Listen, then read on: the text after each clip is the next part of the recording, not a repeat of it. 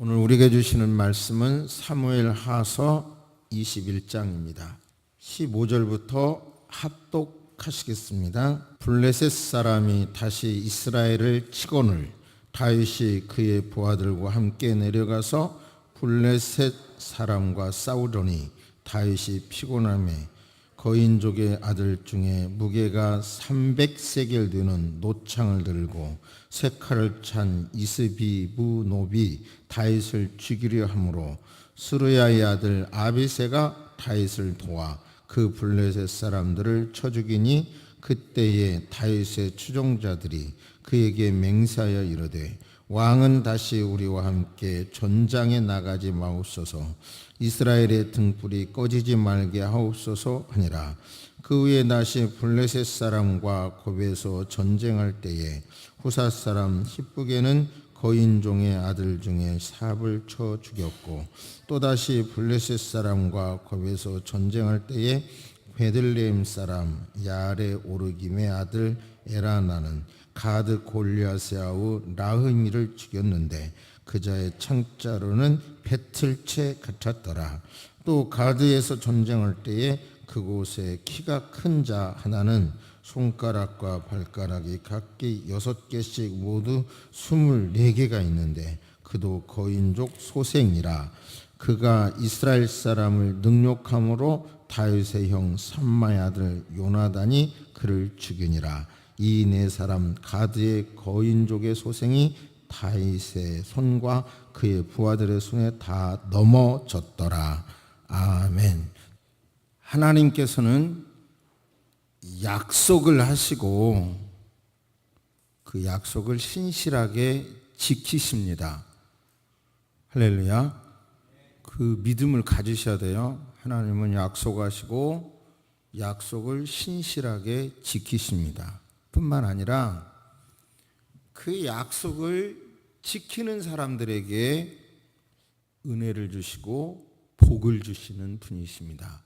그걸 믿음으로 받아들이시기를 주의 이름으로 축복합니다. 근데 우리는 하나님이 주신 약속, 우리가 하나님 앞에 하는 약속들이 있는데 생활의 편의를 위해서, 편리함을 위해서 그런 약속들을 조금씩 바꿔가 버립니다. 그것을 변개해 가요. 그런데 그것은 처음에는 편리하지만 엄청난 폭탄이 돼서 우리에게 부메랑으로 돌아와요. 우선 그것을 본문에서 말씀을 드리기 전에 한 사례를 말씀을 드리겠습니다. 어저께 여러분 하늘을 보셨습니까? 정말 파란 하늘이요. 어쩌면 그렇게 하늘이 파래요? 높고 파랗고 공기도 어쩌면 그렇게 신선합니까? 저도 파란 하늘을 마음껏 보면서 신선한 공기를 실컷 마셔봤습니다. 이런 말이 참 생소하죠. 옛날에는 우리 가을이면 당연히 이 맑은 하늘이 있었고 높은 하늘이 있었고 신선한 공기가 있었는데 언젠가부터 이 황사 미세먼지가 우리나라의 커다란 현실 고통의 문제가 됐잖아요. 그러니까 젊은 사람들이 이 나라에서 아이를 키우기가 힘들다 하는 말을 자주 하게 됩니다. 미세먼지 그러면 제가 아는 지식은 그냥 전공자가 아니니까 중국에서 넘어온다. 또 몽골에 나무 많이 심어야 된다. 사막화를 막아야 된다. 그리고 입자가 너무 작은 이 미세먼지는 우리의 폐와 혈액 속에 그냥 들어가기 때문에 치명적인 어려움을 줄 수 있다. 이런 정도 알고 있거든요. 그런데 지난주에 우석훈 박사라고 하는 그 88만 원 세대라는 책을 쓴 분인데요. 그다음에 그분이 최초의 미세먼지를 언급한 사람인데 아픈 아이들의 세대라는 책에서 어느 정도 심각하게 이 미세먼지를 이야기했냐면요. 서울에서만 한 해에 10만 명 아이가 태어나는데 그분의 글입니다. 앞으로 적어도 5년간 아이를 낳을 수도 건강하게 기를 수 없는 지옥이 서울이다. 그래서 임산부들은 당장 탈서울을 해야 된다. 뭐 이런 내용을 했어요. 인터넷을 계속 찾다 보니까 그분이 헬리콥터를 타고 서울 항공에 올라가 보니까 서울은 거대한 어떤 마그에 덮여 있더라는 거예요. 거대한 막에 덮여 있더라. 그분의 얘기를 좀 비교하면 지름 10 마이크로미터 이하의 미세먼지를 일컫는 PM10은 미세먼지라는 이름에서 연상되는데 바로 이것은 아까 제가 말씀드린 대로 호흡기 및 심혈관계 질환을 불러올 수 있으며 사망률도 증가된다. 이래요. 그래 미세먼지 중국에서만 오는 걸로 생각했는데 그분의 강연이나 책을 쭉 조사해 보고 놀라운 것은 우리나라가 OECD 국가 중에서 기후 악당이라고 지목당했는데요. 대한민국이 OECD 34개 국가 중에서 기후 악당이라는 지목됐대요. 그래가지고 이것으로 인해서 굉장히 투자자가 대한민국을 떠났다는 것도 있고요. 이 정부가 들어서 한 일 가운데 하나가 낡은 화력발전소를 스톱시켰다는 거더군요. 그러니까 요지는 단순히 중국에서만 온다고 생각한 미세먼지가 가장 저가로 전기를 공급받을 수 있는 방법이 화력발전소래요. 그러니까 기업이 싼 가격으로 물건을 만들 수 있도록 경쟁력을 키워주기 위해서 화력발전소를 우리나라는 제일로 많이 다른 나라에 비해서 많이 사용하고 있고 그 결과 엄청난 이제 대가를 지불하고 있다는 거예요.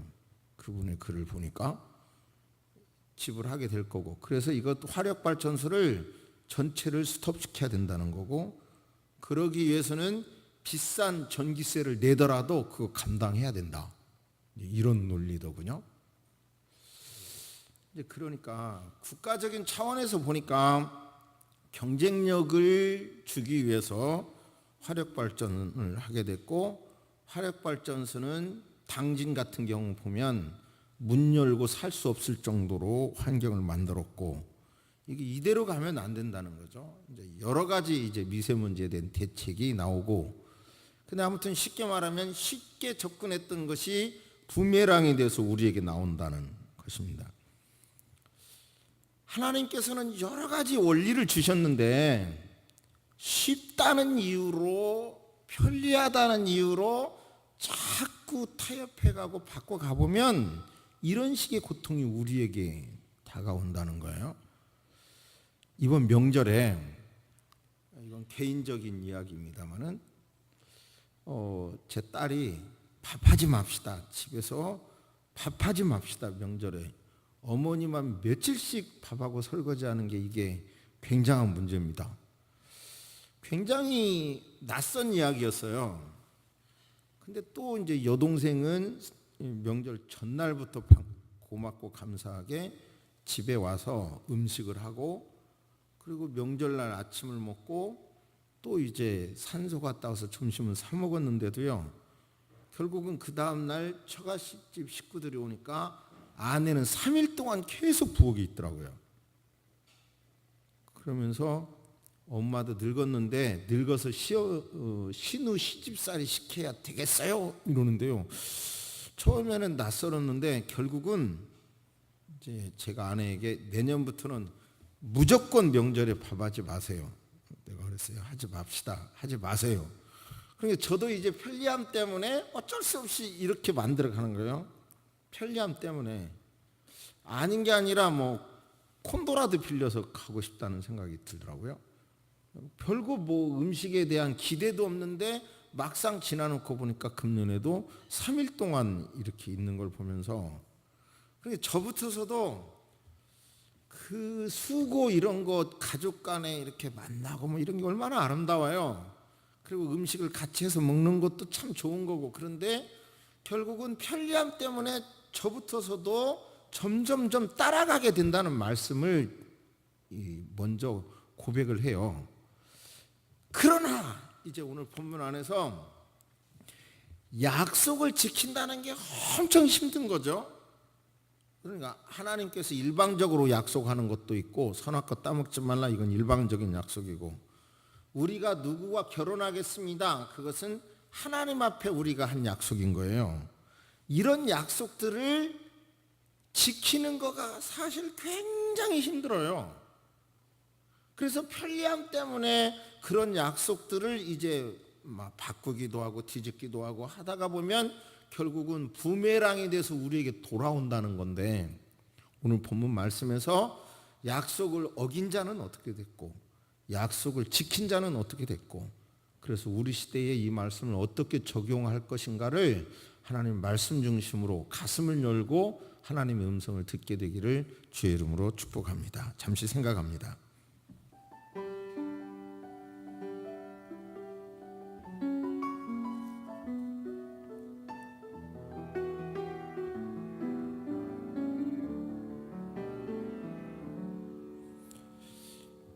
우리가 사울에 대해서 보면, 지난주에 말씀 보면요, 기브온 족속이 속임수로 멀리서 사는 것처럼 속여가지고 동맹을 맺잖아요. 그래서 종살이를 해. 이스라엘 족속 안에서 종살이를 하면서 지내.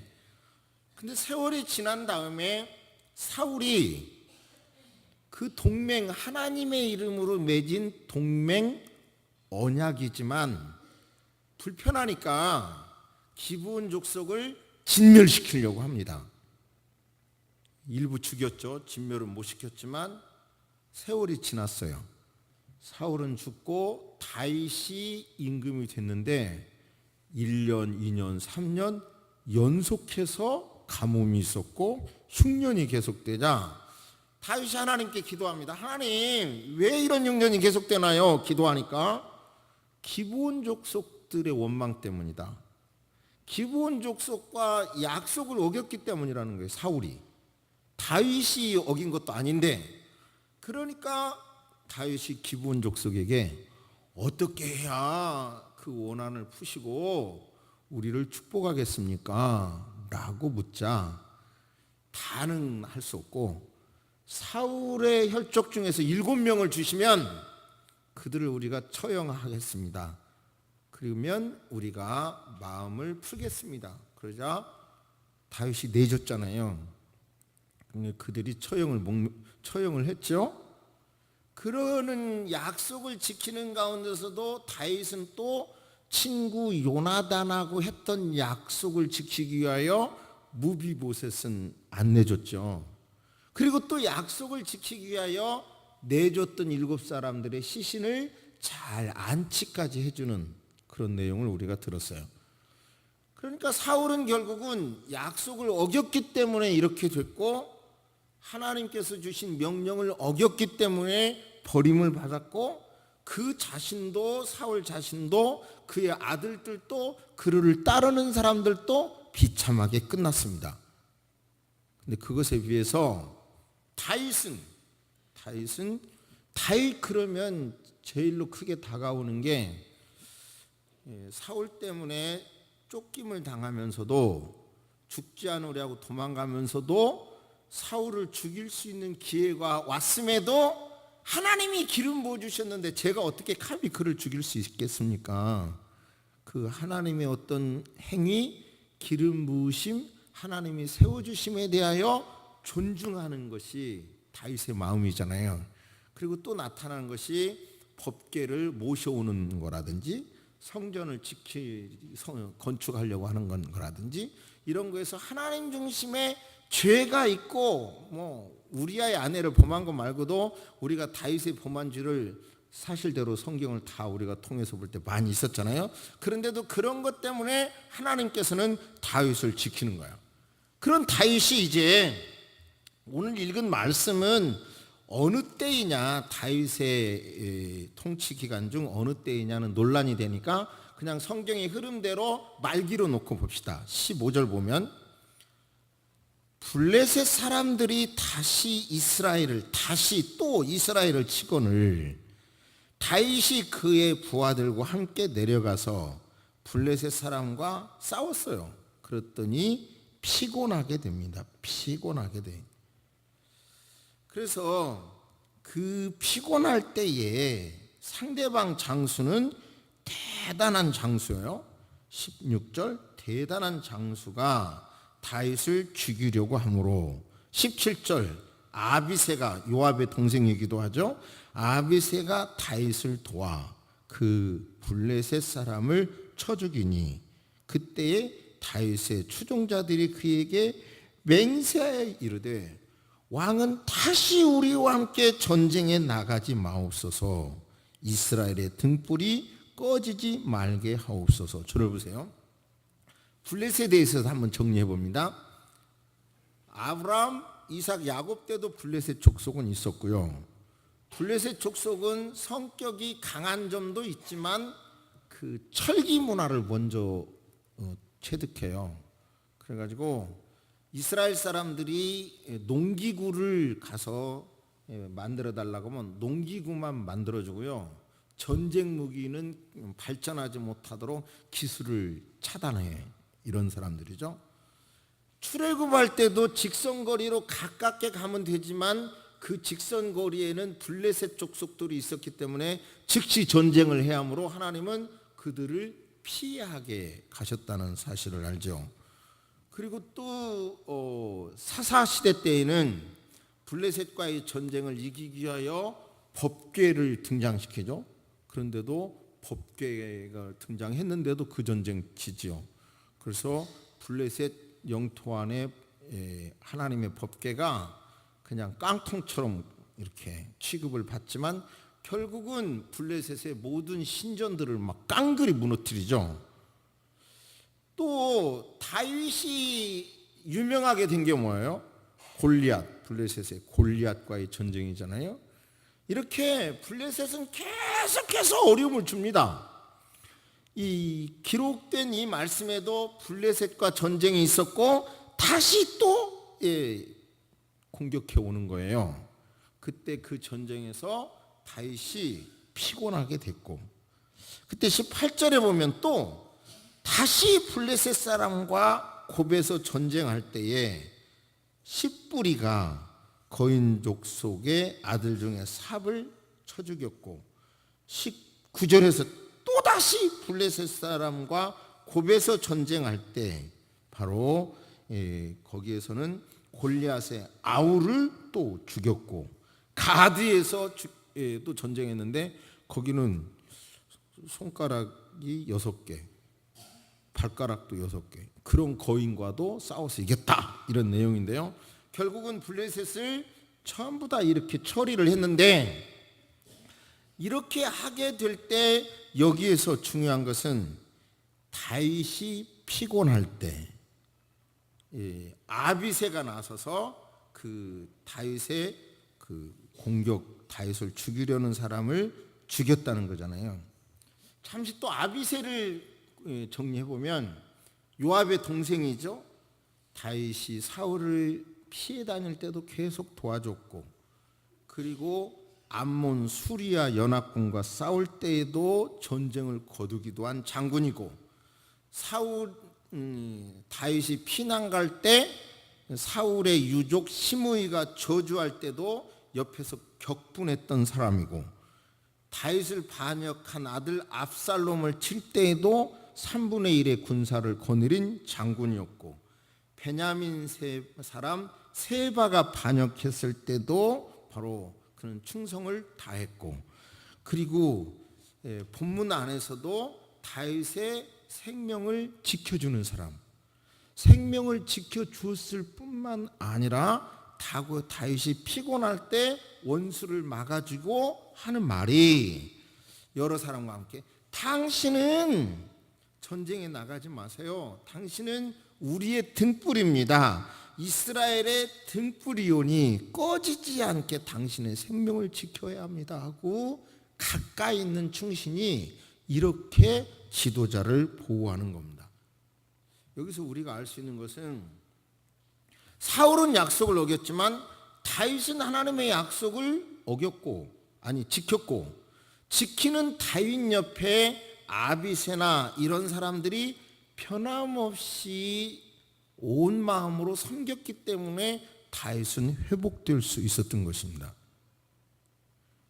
그러니까 다윗 그러면 대단한 사람이기는 하지만 그 역시 돕는 사람이 있었기 때문에, 그가 피곤할 때 또는 당신은 우리의 등불입니다, 꺼지면 안 됩니다, 등불이 꺼지지 말게 하십시오, 전쟁에 나오지 마세요, 이제는 우리가 전쟁을 하겠습니다, 이렇게 돌봐주는 사람이 있었기 때문에 다윗이 다윗 될 수 있었다는 거예요.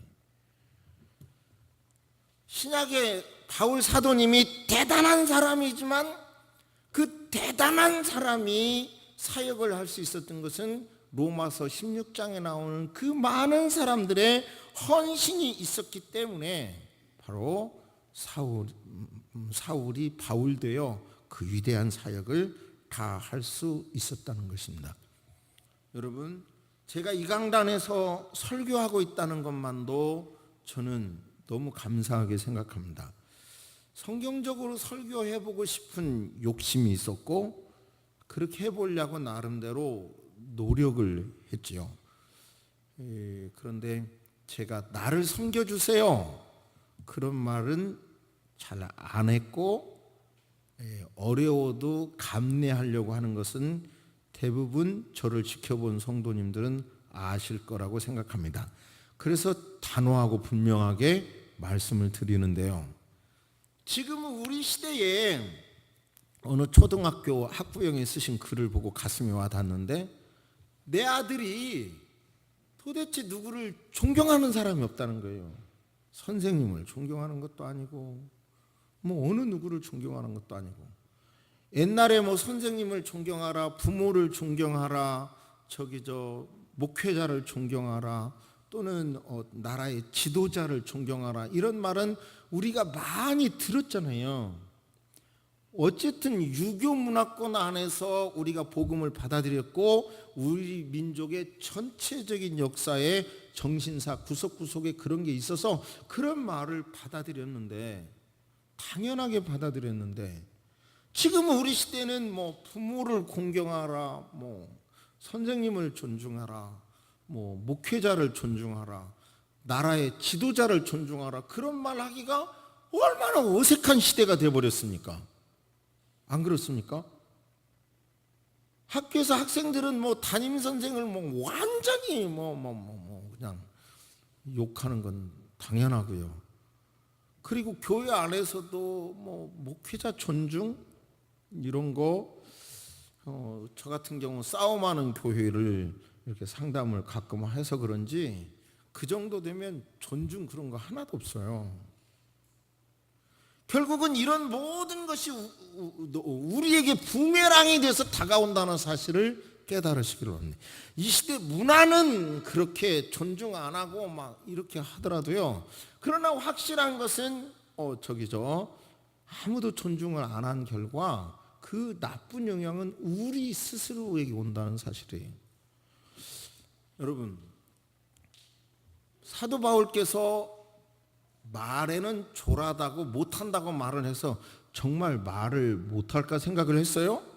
그랬더니요, 제가 가끔 어떤 회의 안에서나 어떤 토론할 때 짧은 시간에 핵심을 말할 수 있는 지혜를 주세요. 저는 종종 기도하거든요.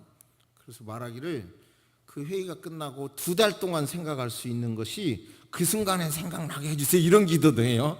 2달 동안 꼭 무슨 회의나 토론하고 나면 나와서 그때 이 말 할 걸 이런 생각이 나는데, 그렇기는 하지만 바울 사도께서는 이 아그리빠 왕에게 이야기하고 났을 때 네가 짧은 시간에 나를 설득하려고 하냐 할 정도로 토론에도 능한 사람이었어요. 근데 이상하게 우리는 나쁜 거를 자꾸 말한다는 말씀이에요. 생각한다는 말씀이에요.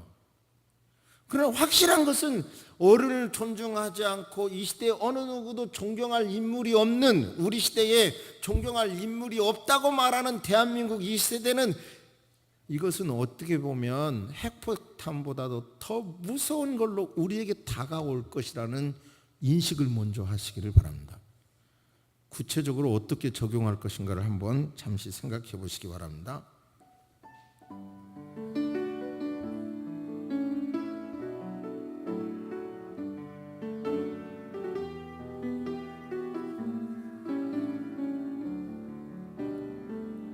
바로 다윗이 피곤할 때 대신 싸워주고, 당신은 등불이 오니 전쟁에 나가지 마옵소서 이렇게 보호하는 마음이, 여러분, 그런 마음이 여러분 중심 속에 여러분의 부모님이 됐든 목회자가 됐든 여러분의 남편이 됐든 아내가 됐든 국가의 지도자가 됐든 그런 마음을 회복하시기를 주의 이름으로 축복합니다. 회복하시기를 주의 이름으로 축복합니다. 여러분, 고라 있잖아요. 고라. 그는 굉장히 하나님의 은혜를 많이 받은 사람이에요. 장막에서 여호와를 섬기는 특권을 받은 사람이었어요. 그런데 그가 모세와 아론에게, 당신들만 하나님에게 특권을 받은 사람인 줄 아세요? 총회가 다 걸어가고 여호와께서 그 총회 가운데 계시니 어째서 당신들은 여호와의 회중 위에 자신을 높이는 거요? 그러면서 지지자들을 규합을 하죠. 결과 하나님은 어떻게 합니까? 고라와 250명의 따르는 사람들을 땅을 딱 갈라서 묻어버렸잖아요. 어찌 보면 불만이 많은 세대에게 당연히 고마워해야 할 부모나 모든 사람에게 불평하고 있는 사람들에게 하나님께서는 어찌 보면 이러한 징계를 지금도 내리고 있는 거예요. 우리 성향을 보자고요. 예를 들어 이제부터 현실적으로 말을 해도 이해해 주시기 바랍니다. 김대중 전 대통령을 당시 빨갱이라고 하는 사람도 많았고, 박정희 전 대통령도 친일파 몰입해라고 하는 사람도 많고, 또 이승만 대통령을 국부라는 사람도 있지만 욕하는 사람도 많고, 이순신이나 세종대왕은 다 좋아하지만 정말로 우리가 존경하는 사람은 아주 먼 옛날 사람 뿐이잖아요. 아니, 정치적인 얘기 아닙니다. 전직 대통령도 지금 감옥에서 재판을 받고 있고, 그리고 또 요즘 추세는 잘못하면 그 앞에 대통령도 또 이제 무슨 또 구설수에 오를 것 같고, 우리나라 대통령들이 감옥에 갔다 오는 이게 통과 의례처럼 돼버린 이런 시대에도 우리는 아파해야 되는 거예요. 이것이 우리나라 역사의 커다란 흐름이에요. 그냥 내 거가 아니면 확 뒤집어 버리는 이런 성향을 우리는 바꿔야죠. 예를 들어서 어느 분은 이렇게 주장하더군요. 콜럼버스가 대한민국에 태어났다라면 해적 선장이고 노예 상인이라고 했을 것이라고. 그리고 아인슈타인이 우리나라에서 태어났다면 핵전쟁을 불러온 살인 괴수라고 했을 거라고. 노벨이 이 땅에서 태어났다라고 하면 석유자본으로 전쟁을 통해 재산을 모은 전쟁 상인이라고 했을 거라고. 메카더가 인천에 어느 노터리에 있었는데 동상이, 그 동상을 철거하라고 수없이 여러 번 인터넷 찾아보니까 그런 데모가 있더군요. 그게 저와 여러분의 성향인 것입니다. 분명한 것은 존경할 사람이 외국은 어떤 부분에 존경할 것이 있으면 그거를 가지고 존경하면 되는 건데 우리는 그거는 먹고 전체적인 평가를 해가지고 어떤 사람은 말합니다. 한경직 목사 같은 사람이 대한민국이 아닌 외국에서 그런 자세로 목회를 했다면 영웅을 만들어 놨을 거라고. 여러분, 우리 성향이 결국은 존경할 사람이 없는 이런 나라로 만들어버린 이런 시대가 그 고통이 우리 스스로에게 다가온다는 것을 깨달으시기를 주의 이름으로 축복합니다. 여러분, 성경은 말씀하고 있습니다. 이런 거 다 어려운 얘기죠. 노동자는 고용주를 존중해주고 또 고용주는 노동자를 존중해주고 국가 통치자는 국민들을 두려워하고 국민들은 통치자를 존중하고 교사는 학생을 사랑하고 제자들은 선생님을 존중하고 목회자는 성도를 존중하고 또 성도는 목회자를 존중하고 모든 자녀들은 부모를 존중하고 부모는 자녀를 사랑하고 남편과 아내는 힘들어가도 계속 존중하고 사랑한다면 그것이 하나님의 뜻이잖아요. 읽기도 무색한 말씀, 힘든 말씀, 로마서 13장. 각 사람은 위에 있는 권세들에게 굴복하라. 권세는 하나님께로 나지 않음이 없나니 모든 권세는 다 하나님의 정하신 바라. 베드로전서 2장. 인간이 세운 모든 제도를 주를 위하여 순복하되 혹은 위에 있는 왕이나 혹은 악행하는 자를 징벌하고 선행하는 자를 포장하기 위하여 그 보낸 방백도 존중하라. 남편 여러분, 아내를 사랑하십시오. 아내 여러분, 남편에게 복종하십시오. 이것이 주 안에서 옳은 겁니다. 성도 여러분, 주 안에서 장로를 존중하십시오. 말씀 전하는 장로를 존중하시고 교회 대표 장로를 존중하십시오. 이런 모든 것이 하나님께서 저와 여러분에게 주신 명령입니다. 결국은 사울은 언약을 파기하고 언약을 명령을 쉽게 생각했기 때문에 버림받았고 다윗은 죄를 짓고 실수를 많이 하지만 그러면서도 언약을 존중히 여기고 했기 때문에 그를 따르는 사람까지 은혜를 누리고 복을 따르지 않았습니까? 이 시대의 흐름이 어떻게 가든 이 시대의 흐름이 편리함 때문에 어떤 행동을 하든 저와 여러분들은 진리의 말씀을 믿는 사람답게 힘들어도 약속을 뚜벅뚜벅 지키는 하나님이 맺어주신 천륜을 소중히 여기는 여러분, 저와 여러분의 삶이 되도록 노력합시다. 하나님께서 도와주실 줄로 믿습니다. 그 지친 부분을 하나님께서 버틴겨 주시고 그 약속을 지킬 수 있도록 하나님께서 채워주실 줄로 믿습니다. 다윗, 내가 사람으로서 하나님이 기름 부으신 사람을 내가 어떻게 죽일 수 있단 말이에요. 어려움 당하면서도 외치든 다윗을 축복하신 하나님께서 복 주신 하나님이 그런 저와 여러분에게도 복을 주시리라 믿습니다. 지금부터 아주 실망스러운 얘기를 하나 드리겠습니다. 우리가 살고 있는 이 분당, 여기 백현동, 이쪽이 대한민국을 쉽게 말하면 팔아먹었다는 이완용 씨가 살던 곳입니다. 근데 어느 날 이완용 씨가 어떻게 됐지? 하고 인터넷 찾아보니까 그렇게 나라를 팔아먹은 사람이 그냥 죄송합니다 막 박살나 있어야 시원할 건데요. 돈이 있으니까 또 머리가 좋으니까 그 후손들이 대한민국의 유명대학 총장에 나오고 떵떵거리고 살더라고요. 엄청 시험 받았어요.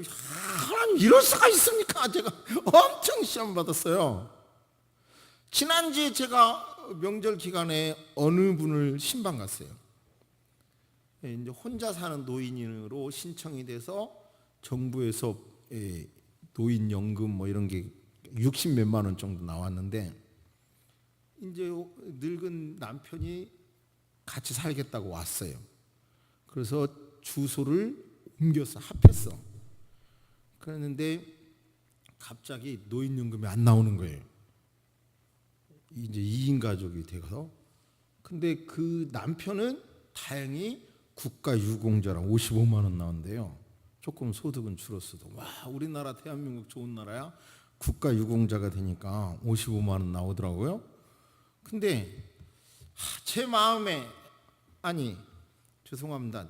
혹시 이완용 후손들이 들으면 욕하겠지만, 국가를 팔아먹은 사람은 재산이 많아서 그 또 떵떵거리는데, 나라를 위하여 목숨을 바친 사람은 겨우 그냥 지지리 고생하다가 55만 원이나 타는 세상이 돼야 되겠습니까? 막 이런 불만이 생기는 거예요. 하나님, 옳게 산다는 게 뭡니까? 그냥 시민, 제 친구 가운데 이제 언론하는 사람이 있어요. 자기는 무조건 이기는 사람 편이래. 이기는 사람 편에 붙어야 먹을 게 있대.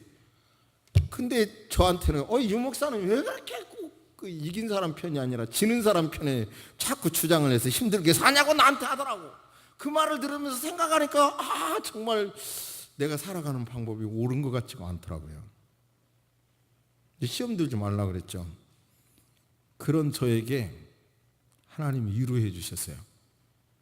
우연히 TV에서 영화를 봤는데, 명절에 변호사인가 변호인 영화를 봤는데, 결국은 노무현 변호사가 부산상고 출신으로 대학을 안 나온 상태에서 변호사로 열심히 돈을 잘 버는, 돈도 오를 정도로 돈을 잘 벌다가 어떤 사건에 이제 시국사범의 변호인을 맡으면서 눈 뜨는 거야. 정의에 대하여 이러면 안 된다. 그런 내용이에요.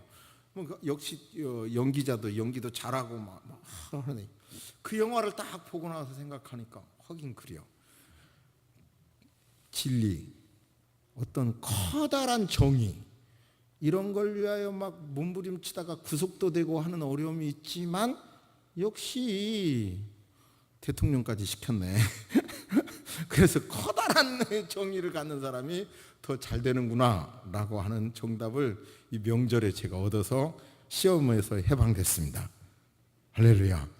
해방된 저를 기뻐해 주시기 바랍니다. 아무튼 말씀대로 살다가 보면 손해보고 어려운 점이 있어요. 그래도 하나님이 복을 주신다고 믿고 그냥 덤덤할지라도 그 길을 걸어가시기를 주의 이름으로 축복합니다. 알아주더라고요. 아니, 올해 이 명절 끝이니까 제 여동생이 명절에 있어서 많은 이야기를 했는데, 너 어머니 생전에 왜 그렇게 안 왔어? 제가 또 한 번 그랬죠.